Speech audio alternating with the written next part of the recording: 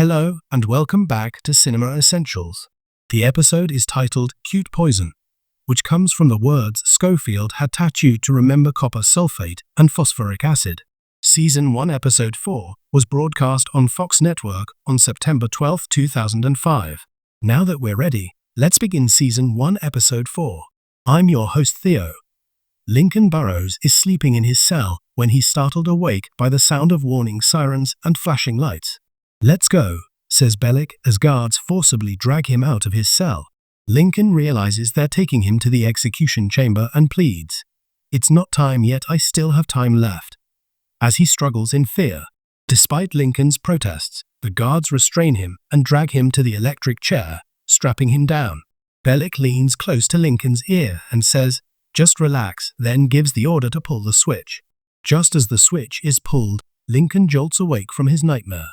While Haywire is out of the cell, Schofield removes the toilet and starts scraping out lime powder from between the bricks behind it. As Schofield is scraping out the lime powder, he hears "Open Cell 40" and sees Haywire returning to the cell. He quickly puts the toilet back in place and pretends to wash his face. While wiping his face, Schofield asks Haywire, "Have you ever thought about breaking out of here?" "What would I do out there? This place has become like home. There's a doctor, there are prison staff," Haywire replies. When Haywire asks why he's asking, Schofield says it's because he heard other inmates talking about it in the yard. During their conversation, Haywire notices Schofield's tattoos and says, "What are those pictures?" "Let me see," Schofield replies. "They're not pictures, just tattoos." At that moment, doctors arrive to give Haywire his medication. The doctors make sure Haywire actually takes his pills by shining a flashlight in his mouth to check, only leaving after they're certain he's swallowed them. After the doctors leave, Haywire goes to the sink, sticks his finger down his throat, and throws up the medication. When Schofield asks why he threw them up, Haywire explains, "The doctors are trying to sedate me, so I throw them back up." In the yard, Schofield calls out to Sucre, but Sucre says, "I don't want to talk to you," and walks away. Abruzzi approaches and asks what's wrong.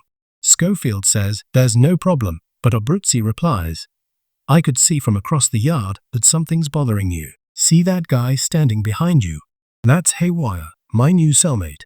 The problem is he doesn't sleep. If he doesn't sleep, I can't dig." Abruzzi says, "Him not sleeping isn't my problem. You not digging is the problem. So figure out a way to make him sleep. If you don't, I'll handle you permanently." In the warden's office, the warden and Schofield continue working on their Taj Mahal model. The warden thanks him for helping and says he'd like to return the favor somehow. Schofield says, "If you want to help, there is one thing, it's about my cellmate." "Oh, you mean that unstable Charles Patoshik, Haywire?" the warden asks. He then suggests talking to Officer Bellick, who handles prisoner transfers. Schofield explains he already tried, but Bellick sees them as a compatible pair and won't do anything. The warden then gives him some indirect advice about how he might help within the bounds of what's possible. With solid evidence of violence or sexual misconduct between cellmates, you could request a cellmate transfer, the warden advises. Without warning, the warden's wife arrives early for their 4 o'clock appointment. As the warden comes out of the room, his wife questions what he was doing inside. Schofield emerges from the room and saves the situation by saying, "He can't continue, Johnson is thinking inside the room." While talking about poker, the warden breathes a sigh of relief and takes his wife out for dinner. Veronica arrives to meet Lincoln for a prison visit, introducing herself as his lawyer. Lincoln says, "You called me a liar before," and Veronica replies, "That was before, things have changed now." They discuss Letitia Barris going missing and the assumption that the company took her. Lincoln mentions there's a Project Justice group that handles death penalty cases. He tells Veronica he sent all case files to Ben Forsick from that group, and they might be able to help with their current situation. Sucre calls Marie Cruz, leaving a voice message telling her how much he loves her and asking her to call back and visit him. As Schofield emerges from the shower shirtless, Haywire comments that his tattoos look like patterns.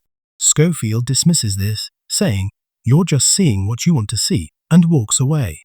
Regarding the Haywire situation, the warden calls Bellick to discuss it. Bellick acknowledges that he knows the warden wants to help Schofield, but warns that doing so would compromise his authority. The warden tells Bellick to reconsider, mentioning that while he's given him responsibility for prisoner transfers, he's also endorsed him for the warden position when he retires, and asks him to think again about the Schofield-Haywire situation. Sucre expects his girlfriend Marie-Cruz to visit, but instead, Hector comes to see him. He tells Sucre that Marie-Cruz is now with him, and that it's her decision. Since he's not in prison, he can provide something for Marie-Cruz's future. This angers Sucre, who starts cursing Hector in Puerto Rican slang. In the prison infirmary storage room, Schofield pretends to need supplies for work while actually stealing the chemicals needed to make cute poison. Bellick shows up and tells him he's in a restricted area. Schofield explains he works in PI and is getting fertilizer. Bellick inspects the area and then deliberately steps on Schofield's injured foot. As Schofield falls, Bellick warns him never to go over his head to the warden again. Back in their cell, while washing his face, Schofield starts talking to Haywire. While Haywire is talking about himself, Schofield quietly takes Haywire's toothpaste tube, squeezes out all the paste, and hides the empty tube in his pocket. At this moment, Abruzzi and Teabag approach Schofield's cell asking if there's any progress. Schofield says he can't do anything right now, but knows a way to handle it. Worried about his girlfriend, Sucre snatches a phone from someone else and calls Marie-Cruz. He tells her to wait just 16 months for him and warns that Hector is a liar. Marie-Cruz responds that if something goes wrong, and it's not 16 months, but the full 10-year sentence, she won't be able to wait. Veronica talks to Project Justice, but they say they can't help without new evidence. Veronica explains she'll handle the legal aspects, but has no experience with death penalty cases, so she need help or guidance from the sidelines.